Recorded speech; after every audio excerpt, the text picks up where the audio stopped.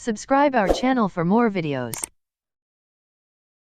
Press bell icon to get notifications of our videos.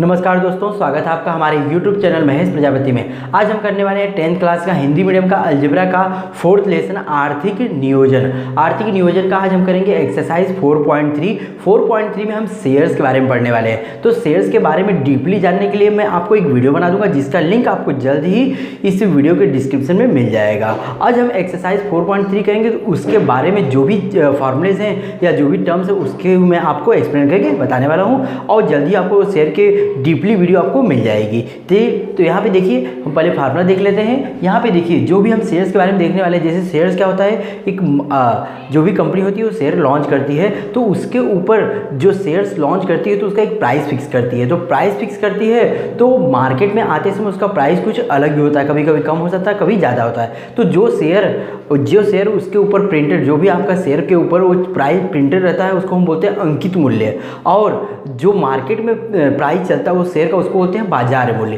तो अब यहाँ पे देखिए, अगर सपोज करिए किसी शेयर का मूल्य अगर 10 रुपया है और वो बाजार में 10 रुपये में ही बिक रही है, तो वहाँ पे उसको बोलेंगे हम सम मूल्य बोलेंगे। और दूसरा होता है हमारा अधिमूल्य। क्या होता है, सपोज करिए शेयर मार्केट, जो शेयर का मूल्य है 10 रुपया है, लेकिन बाजार में वह 15 रुपये की बिक रही है, मतलब उसका बाजार मूल्य कितना है 15 रुपया, लेकिन उसका अंकित मूल्य कितना है 10 रुपया, मतलब ज़्यादा हो रहा है, तो उसको बोलेंगे हम अधिमूल्य। और सपोज करिए कोई शेयर का जो प्रिंटेड प्राइस है, अंकित मूल्य 10 रुपया है और वह 5 रुपये की बिक रही है, उसका बाजार मूल्य कितना है 5 रुपये है, लेकिन उसको हम क्या बोलेंगे अवमूल्य। तो सम मूल्य मतलब क्या है, अंकित मूल्य बाजार मूल्य इक्वल होता है। अधिमूल्य मतलब कि सम मूल्य से बाजार मूल्य ज़्यादा होता है, और अवमूल्य से मतलब होता है कि बाजार मूल्य कम होता है अपने प्रिंटेड मूल्य या तो अंकित मूल्य से। अब हम यहाँ पे निकालेंगे प्रतिफल की दर। प्रतिफल क्या होता है, जो हमें रिटर्न मिलता है जब हम शेयर में इन्वेस्ट करते हैं, तो जो हमें रिटर्न मिलता है उसकी दर निकालना पड़ता है, उसका रेट निकालता है, उसको बोलते हैं रेट ऑफ रिटर्न, जिसको हम फार्मूला हमारा है रेट ऑफ रिटर्न या तो प्रतिफल की दर बराबर प्राप्त कुल लाभांश। लाभांश क्या होता है, जो डिविडेंड मिलता है, जो प्रॉफिट मिलता है शेयर से, उसको हम लाभांश बोलते हैं। प्राप्त कुल लाभांश बटे कुल निवेश, कुल हमारा इन्वेस्टमेंट गुणे 100। ये हमारा फार्मूला क्या निकालने के लिए है, दर निकालने के, रेट निकालने के लिए है कि जो हमारा रेट ऑफ रिटर्न क्या है। तो ये दो फार्मूले हैं, बस वही फार्मूले हम यूज़ करने वाले हैं। यदि आप हमारे चैनल पर नए हैं तो हमारे चैनल को सब्सक्राइब कर लीजिए और साइड में दी गई बेल बटन जरूर दबाइए, जिससे आने वाले एजुकेशनल, मोटिवेशनल और एजुकेशनल टिप्स की वीडियो लगातार आपको मिलती रही। अगर आप हिंदी मीडियम में हैं तो हमारे इस ऐप्स को भी जरूर डाउनलोड कर लीजिए। उसमें आपको अलजेब्रा ज्योमेट्री के सारे चैप्टर वाइज और प्रैक्टिस सेट के अनुसार वहाँ पर वीडियोज़ मिल जाएगी। तो चलिए स्टार्ट करते हैं आज की वीडियो।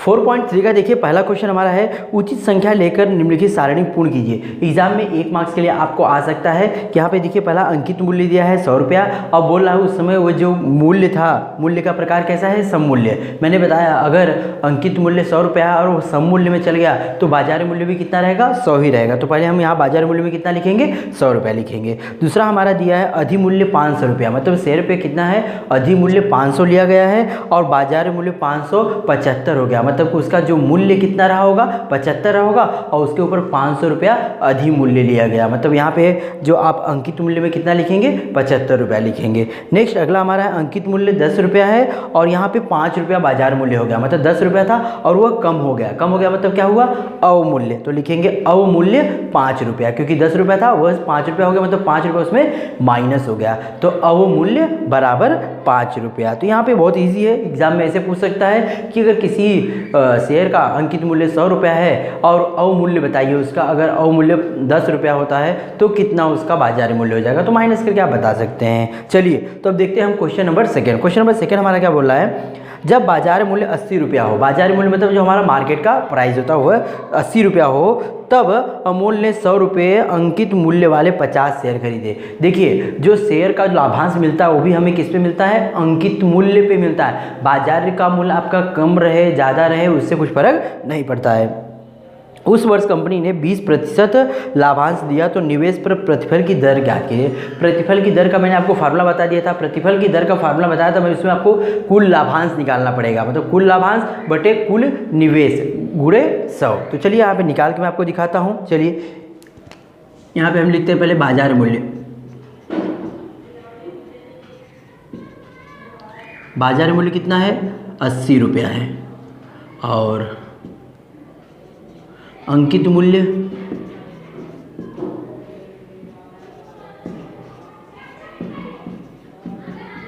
100 रुपया है। अंकित मूल्य उसका 100 रुपया है। उसने कितने शेयर खरीदे 50 शेयर खरीदे। तो कुल निवेश आपको पता चल जाएगा। कुल निवेश क्या करेंगे, कुल निवेश का हम क्या करेंगे, बाजार मूल्य से गुणा करके कुल निवेश उसका पता लगा लेंगे। कुल निवेश कितना हो जाएगा, गुणा करके निकाल देते हैं। तो कुल निवेश पहले हम निकाल लेते हैं। यहाँ पे कुल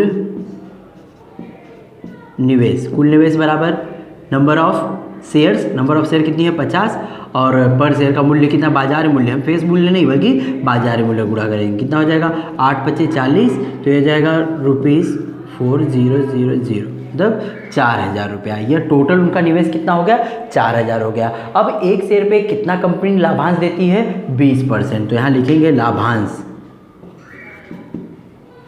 लाभांश मैंने बता दिया, जो भी शेयर का हमें प्रॉफिट मिलता है उसको हम लाभांश बोलते हैं, और लाभांश का दिया है, लाभांश हमारा 20% है। और यह 20% हमें किस पे मिलेगा, हमेशा फेस वैल्यू पे मिलता है। तो यह लाभांश की दर है। अब इसके लाभांश का जो प्रतिशत दिया है इसके ऊपर हम क्या है लाभांश निकालते हैं। पहले एक शेयर का, एक शेयर मतलब वही लाभांश हम किसके ऊपर निकालते हैं, हमेशा फेस वैल्यू पे निकालते हैं। जो अंकित मूल्य होता है उसके ऊपर ही हम निकालते हैं हमारा कितना लाभांश मिलता है। तो लिखेंगे हम यहाँ पे लाभांश बराबर 100 × 20/100, 100 से 100 कैंसिल हो जाएगा 20 रुपया। मतलब एक शेयर पे कितना लाभ मिल रहा है उनको 20 रुपया मिल रहा है। तो उन्होंने कितना शेयर लिया है, कहाँ भाई 100, कितना था 50 शेयर था, तो 50 शेयर का कुल लाभांश लिखेंगे। कुल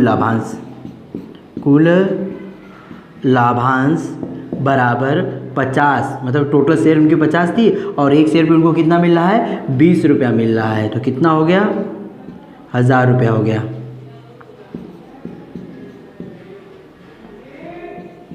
चलिए 1000 रुपये उनको कुल लाभांश आ गया। देखिए कुल लाभांश आ गया और इनका कुल निवेश है। अब हम प्रतिफल का हम फार्मूला लगा सकते हैं। तो लिखेंगे यहाँ पे प्रतिफल की दर। प्रतिफल की दर का मैंने आपको फार्मूला बताया था। प्रतिफल की दर बराबर प्राप्त कुल लाभांश, मतलब कितना पूरा लाभांश उनको प्राप्त हुआ है वह लिखना है बटे कुल निवेश, उनका टोटल निवेश गुणे में 100। प्राप्त कुल लाभांश, लाभांश कितना उन्होंने प्राप्त किया है 1000, निवेश कितना किया 4000 गुणे 100। कैंसिल करते हैं, 0 कैंसिल, 0 से 0 कैंसिल, 0 से 0 कैंसिल, 4 से 100 को 4 से हम डिवाइड करते हैं तो कितना आ जाएगा 25%। मतलब प्रतिफल की दर उनकी कितनी थी 25%। लास्ट में आप लिख लीजिएगा, इसलिए प्रतिफल की दर बराबर 25%। एक बार और फिर से समझा दे रहा हूँ मैं आपको। तो यहाँ पे जो उन्होंने मूल्य बाजार शेयर परचेज किया था उसका बाजार मूल्य कितना था 80 रुपया था, अंकित मूल्य कितना था 100 रुपया। उनका निवेश कितना हो जाएगा, कितना उन्होंने 50 शेयर खरीदे थे और वो जो शेयर खरीदा था उन्होंने किसे बाजार मूल्य पे, तो 50 गुणे 80 कर दिया हमने, कितना 4000 रुपया उनका कुल निवेश हो गया। अब हमें लाभांश कंपनी दिया 20%, मतलब लाभांश की दर कितना है 20% है, इसलिए हमने लाभांश निकाला एक शेयर पे। लाभांश इज इक्वल टू, क्योंकि फेस वैल्यू पे है, लाभांश हमेशा हम अंकित मूल्य पे निकालते हैं। तो 100 गुणे 20/100, 20% मतलब 20/100, 100 से 100 कैंसिल 20 रुपया, मतलब एक शेयर पे उनको लाभांश कितना मिला 20 रुपया मिला। तो उन्होंने कितना शेयर परचेज किया था 50 शेयर, तो 50 शेयर पे कुल उनको लाभांश कितना हो गया 1000 रुपया हो गया। कुल निवेश उनका कितना है 4000 और कुल लाभांश कितना है 1000। तो यहाँ पर प्रतिफल की दर का मैंने फॉर्मूला लगा दिया, उसमें रख दिया प्रतिफल की दर बराबर प्राप्त कुल लाभांश बटे कुल निवेश गुणे 100। प्रतिफल का प्राप्त कुल लाभांश कितना था 1000 बटे में 4000 गुणे 100, सब जीरो कैंसिल किया हो गया। 100 को हमने क्या किया 4 से डिवाइड कर दिया, कितना आ गया 25%, मतलब प्रतिफल की दर कितनी है 4%। अब देखते हैं क्वेश्चन नंबर 3। क्वेश्चन नंबर 3 है, देखिए बहुत आसान क्वेश्चन है। यहाँ पे क्या बोल रहा था, जोसेफ ने निम्नानुसार शेयर्स में निवेश किया तो उनके द्वारा कुल निवेश ज्ञात किए। मतलब कोई जोसेफ है, उसने क्या किया है 3 कंपनियां, कंपनी ए, कंपनी बी, कंपनी सी में कुछ शेयर्स निवेश किया, कुछ शेयर्स परचेज किया है, मतलब इन्वेस्टमेंट किया है। अब देखिए पहले हम कंपनी ए का निकालेंगे कुल कितना निवेश है, कंपनी बी का है, कंपनी सी का, तीनों कंपनियों का निवेश निकाल के बाद में जोड़ देंगे तो टोटल उनके निवेश का पता चल जाएगा। बोला है यहाँ पे कुल निवेश कितना है, तो सबसे पहले हम क्या लिखते हैं कंपनी ए। कंपनी ए के बारे में चलते हैं। कंपनी ए का जो उन्होंने शेयर खरीदा है वह अंकित मूल्य कितना है 2 रुपया। अंकित मूल्य बराबर 2 रुपया और बाजार अधिमूल्य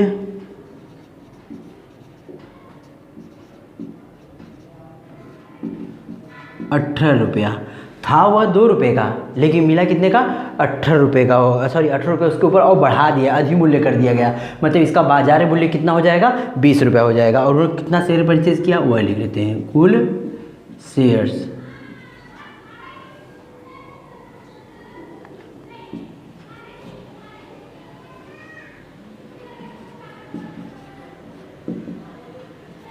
$200 शेयर परचेज किया है। सम मूल्य सॉरी अंकित मूल्य कितना था? ₹2। अधिमूल्य कितना? ₹18। तो हम क्या निकालते हैं पहले? बाजार मूल्य। बाजार मूल्य बराबर अंकित मूल्य प्लस, नीचे लिखते हैं प्लस अधिमूल्य।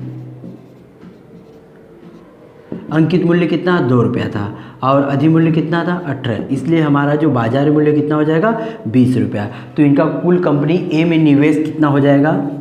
कुल निवेश बराबर नंबर ऑफ शेयर्स, शेयर कितनी है?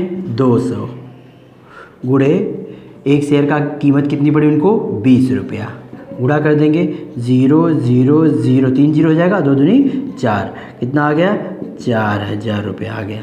यह क्या है? कंपनी ए का निवेश है। इसी तरह हम क्या निकालेंगे? कंपनी बी का निवेश निकालते हैं, लिखेंगे कंपनी बी। इसको कथन नंबर 1 डाल देते हैं, कंपनी बी। कंपनी बी में देखते हैं क्या क्या दिया है। कंपनी के लिए बाजार मूल्य दिया है ₹500, बाजार मूल्य 500 है और उन्होंने कितना शेयर परचेज किया है? शेयर्स 45 शेयर्स है। तो इनका यहाँ पे भी निवेश निकाल लेंगे, मल्टीप्लाई करते हैं, डायरेक्टली आ जाएगा, क्योंकि यहाँ पे बाजार मूल्य दिया था, यहाँ पे बाजार मूल्य नहीं दिया था, बाजार मूल्य हमने निकाला है। तो अब यहाँ पे लिखेंगे कुल निवेश। यह कंपनी बी में कुल उनका निवेश कितना हो जाएगा?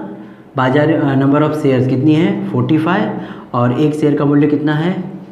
500। मल्टीप्लाई कर देते हैं 0 0, 5 बचे 25 को 5 और 5 को 20, 20 2 22 आ गया, ₹22,500। यह किस में आ गया? कंपनी बी में आ गया। अब कंपनी सी का देखते हैं। यह कथन नंबर 2 देते हैं हम यहाँ, कंपनी सी। कंपनी सी में देखिए उसका निवेश कितना है। कंपनी सी में बाजार मूल्य कितना है? बाजार मूल्य बराबर ₹10,540 है। और शेयर्स उन्होंने कितना परचेज किया है? शेयर नहीं, एक ही शेयर है तो कितना है? एक ही शेयर उन्होंने परचेज किया है। और एक शेयर जब परचेज किया है तो उसका जो बाजार मूल्य से इंटू करेंगे तो कितना आएगा? सेम वही अमाउंट आएगा। तो हम लोग क्या लिख देंगे? यहाँ पे निवेश लिख देते हैं इनका। कंपनी सी में कुल निवेश कितना है?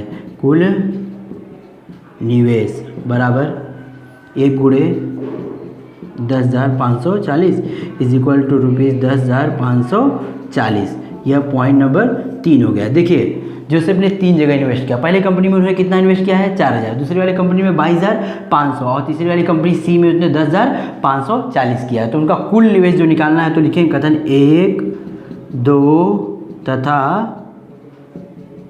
3 से कुल निवेश, लास्ट लाइन है अभी,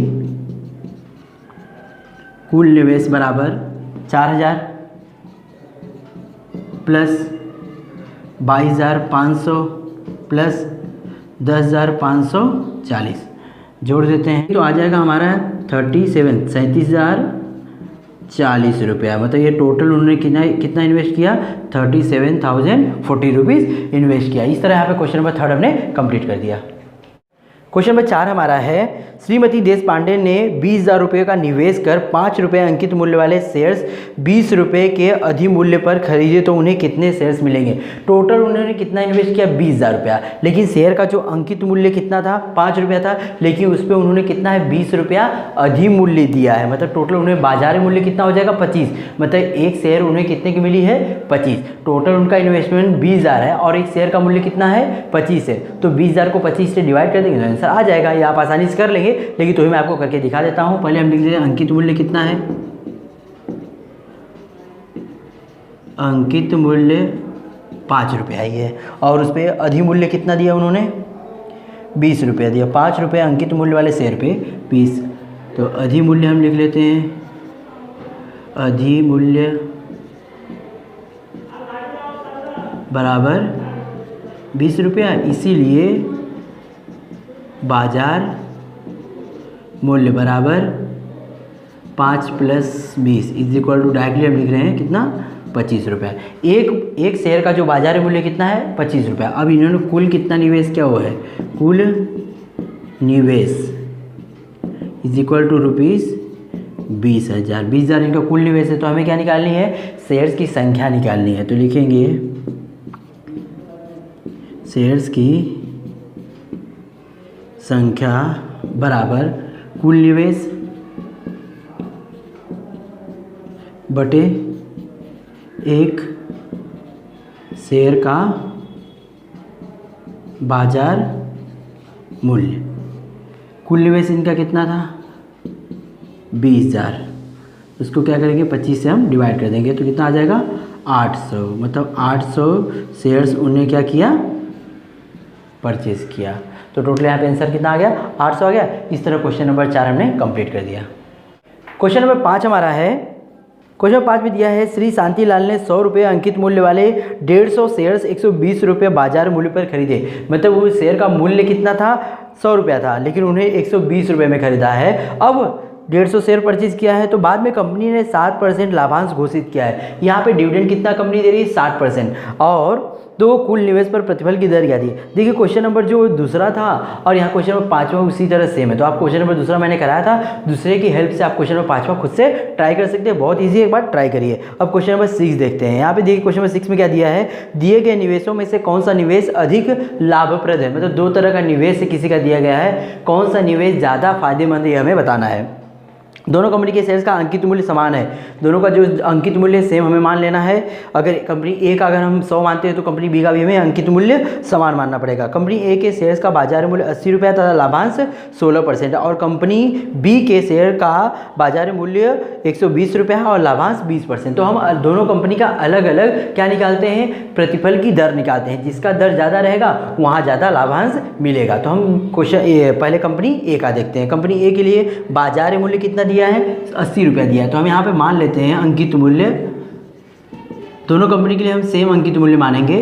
ये कंपनी ए के लिए लिख रहे हैं, तो कंपनी ए के लिए अंकित मूल्य हमारा कितना रहेगा, ₹100।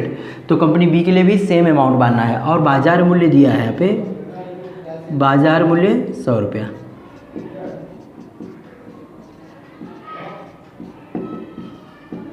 बाजार मूल्य 80 रुपया दिया हुआ है। अब कंपनी क्या करती है, लाभांश देती है। लाभांश का दर कितना है, लाभांश की दर बराबर है 16%। अब ये 16% किसके ऊपर मिलेगा, अंकित मूल्य पे मिलेगा। मतलब कितना रुपया, 16 रुपया ही मिलेगा। तो डायरेक्टली हम लिख देते हैं लाभांश बराबर, लाभांश हमारा हो जाएगा 100 गुणे 16 बटे में 100, मतलब 16 रुपया ही होगा। मतलब उनको लाभांश कितना मिला, 100 रुपया मिला, 16 रुपया मिला, और उनका इन्वेस्टमेंट कितना था, 80 था। अब हम क्या निकालते हैं, प्रतिफल की दर निकालेंगे। प्रतिफल की दर का मैंने आपको फार्मूला बताया था, प्रतिफल की दर बराबर प्राप्त लाभांश या प्राप्त कुल लाभांश बटे कुल निवेश गुणे 100। प्राप्त लाभांश, कितना लाभांश उनको मिला है, टोटल 16। कुल निवेश उनका कितना है, 80 रुपया है, गुणे 100। काट देंगे इसको, 16 बचे 80, 5 से 100 को डिवाइड कर दें, कितना आ जाएगा, 20 आ जाएगा। मतलब यहाँ पे प्रतिफल की दर, कंपनी ए का जो प्रतिफल की दर कितना है, 20% है। अब हम कंपनी बी का देखते हैं। लिखेंगे यहाँ पे कंपनी बी। कंपनी बी के लिए भी अंकित मूल्य हमें क्या मानना पड़ेगा, 100 रुपया ही मानना पड़ेगा, क्योंकि वहाँ पे दिया है कि दोनों कंपनी का जो अंकित मूल्य है क्या है, 100 रुपया है। तो माना अंकित मूल्य बराबर 100 रुपया। और बाजार मूल्य यहाँ पे कितना दिया हुआ है 120।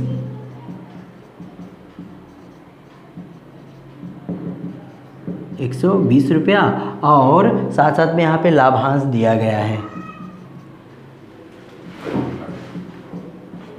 लाभांश हमारा है 20%।